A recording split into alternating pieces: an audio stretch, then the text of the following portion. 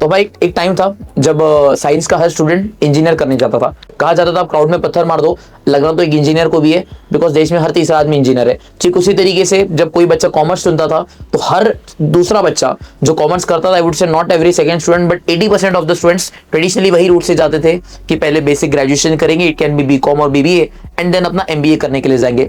But let's talk about the truth of the times, let's talk about कि आज की reality क्या चल रही है। आज की तारीख में अगर आपको एमबीए करना है, तो अगर आप टॉप बी स्कूल से करना चाहते हो या आईआईएम से करना चाहते हो, तो सबसे पहले getting in there is very much difficult, there is a cut throat competition. Secondly, अगर आप वहां पर एडमिशन कैसे ना कैसे हो भी जाता है, so the fees that you need to pay there is minimum 20 to 25 lakh rupees. और अगर आप टायर 2 या टायर 3 कोई भी बेसिक कॉलेजेस से एमबीए करते हो, इसका रिकॉग्निशन नहीं है, तो उसके बाद you would land up in a job anywhere between 3 to 4 lakh, उससे ज्यादा कोई वैल्यूएशन होता नहीं है। बट अगर मैं आपको इस वीडियो में एक ऐसे कोर्स के बारे में बताऊं जो आपका टाइम तो उतना ही लेगा, जो आपका इन्वेस्टमेंट कंपैरेटिवली कम लेगा, बट आपको जो कंपनी में जॉब अपॉर्चुनिटीज मिलेंगी, जो सैलरीज मिलेंगी, जो ओपनिंग्स मिलेंगी, वो कंपैरेटिवली बहुत ज्यादा बेटर होंगी। That for your career, that my friend for you is CFA. तो yes, in this entire video will be discussing about each and everything that is the traditional MBA and BBA route versus the CFA route. मैं इसमें सारे के सारे point discuss करूंगा, तो please make sure आप इस वीडियो को एंड तक देखिए, बिकॉज एंड में we have also specifically discuss कि किस स्टूडेंट को किस बात पर जाना चाहिए। Imagine 2 students after 12th. Student number A is Uzair, who does a BBA and after that does MBA, spends on an average 15 to 20 lakhs on his education and takes a time of on an average 4 to 5 years. Another student on the other way around is Hamza, who spends on an average 4 to 5 lakhs in doing CFA and pursues a global career in the field of finance.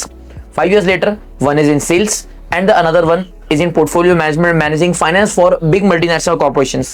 The question is, which path is actually smarter? So yes बच्चों, ये एक generic video नहीं होने वाली है। इस video में हम लोग पॉइंट ऑन पॉइंट कंपैरिजन करने वाले हैं बिटवीन 2 स्टूडेंट्स, जैसे कि हम लोगों ने इंट्रोडक्शन में बोला। The first is the student जो अपने बीबीए के साथ उसके बाद में एमबीए करने का प्लान कर रहा है, and the second is the student जो सीएफए करने वाला है। एंड ये डिस्कशन हम लोग ब्रीफली डिस्कस करने वाले अबाउट द 5 पॉइंट्स।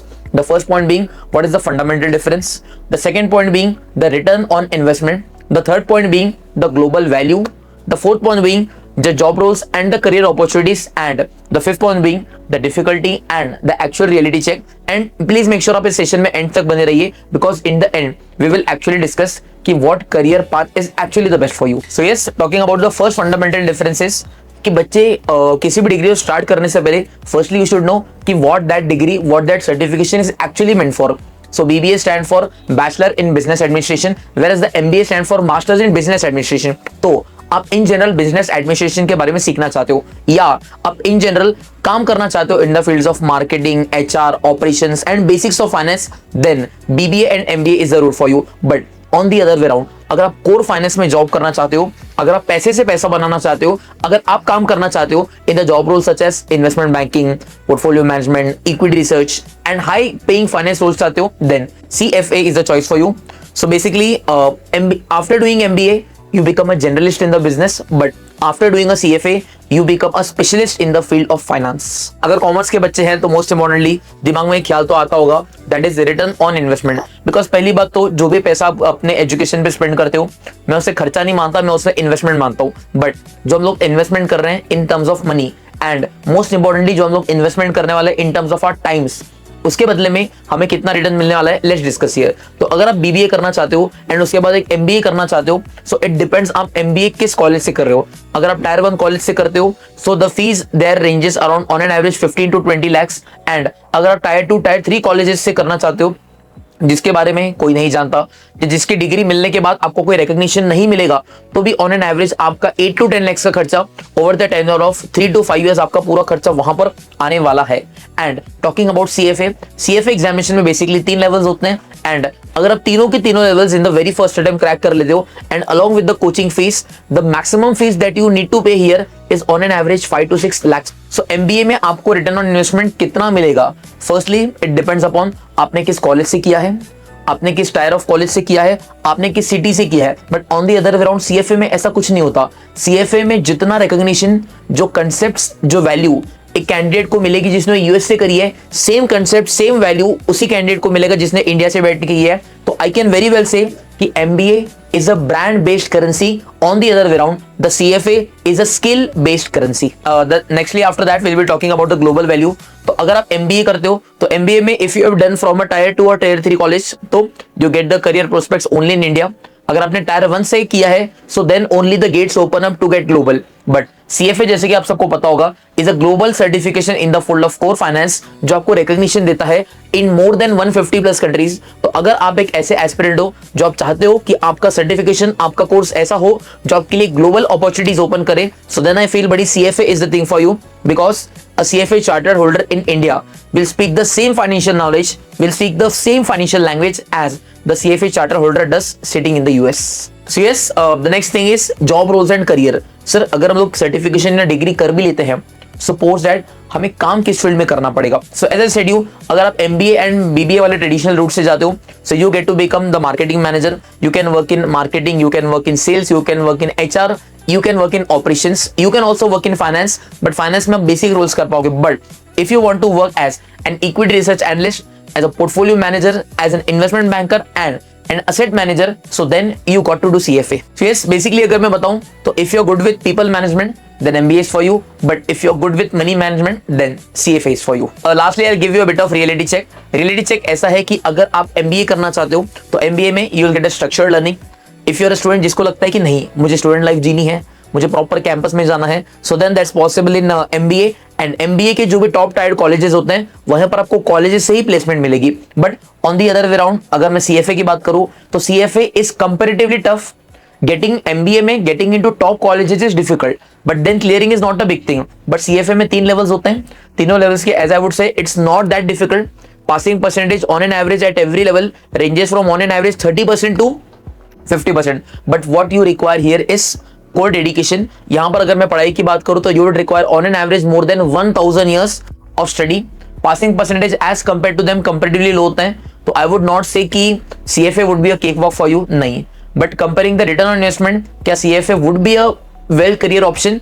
तो then I would say it's yes, है ना। So to conclude I would say MBA gives you system. तो अगर आप एक सिस्टम बेस्ड इंसान हो so then MBA is for you. But अगर आप सिस्टम को ब्रेक करना चाहते हो, if you are self motivated, if you are self discipline and आप करियर में कुछ करना चाहते हो, then my friend CFA is for you. So yes, through out मैंने आपको अभी डिफरेंसेस तो बता दिए, बट मोस्ट इंपॉर्टेंटली सर मुझे क्या करना चाहिए। बिकॉज देखो क्या बोला जाता है ना कि आप जब भी कोई भी डिग्री या कोई भी सर्टिफिकेशन करना चाहते हो, so your primary criteria should not be return on investment कितना मिलेगा, ग्लोबल वैल्यू कितना मिलेगा, जॉब रोल्स क्या होंगे, डिफिकल्टी कितनी है, बिकॉज ये तो सब क्लियरिंग के बाद है ना। बट मोस्ट इंपॉर्टेंटली जो आपको अगले 3 से 4 साल बिताने हैं, आपको वो भी तो पता होना चाहिए कि ये कोर्स मेरे लिए बना है कि नहीं बना है। तो सिंपली अगर ये चेक पॉइंट्स आपके अंदर है तो आप MBA के लिए बने हो।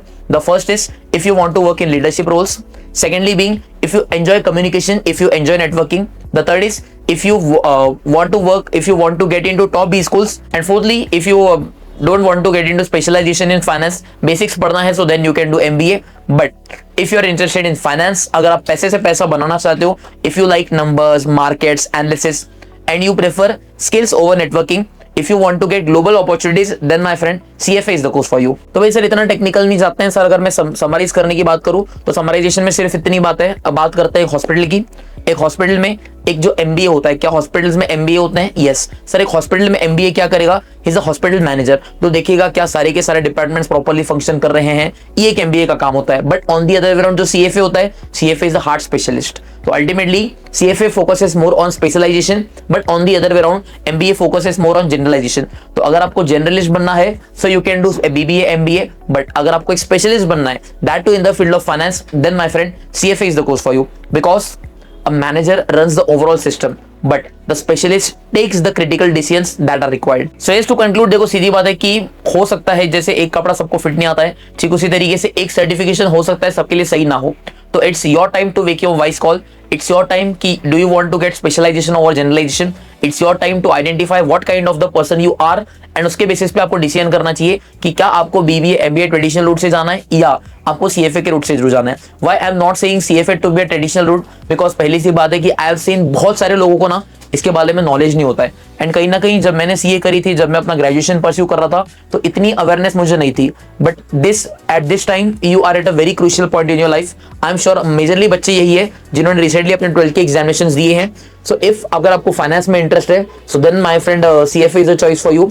एंड अगर आप जनरल बेसिक बिजनेस के बारे में, ओवरऑल बिजनेस के बारे में पढ़ना चाहते हो, अगर आप स्पेशलाइजेशन नहीं करना चाहते हो, then my friend BBA and MBA is the route for you.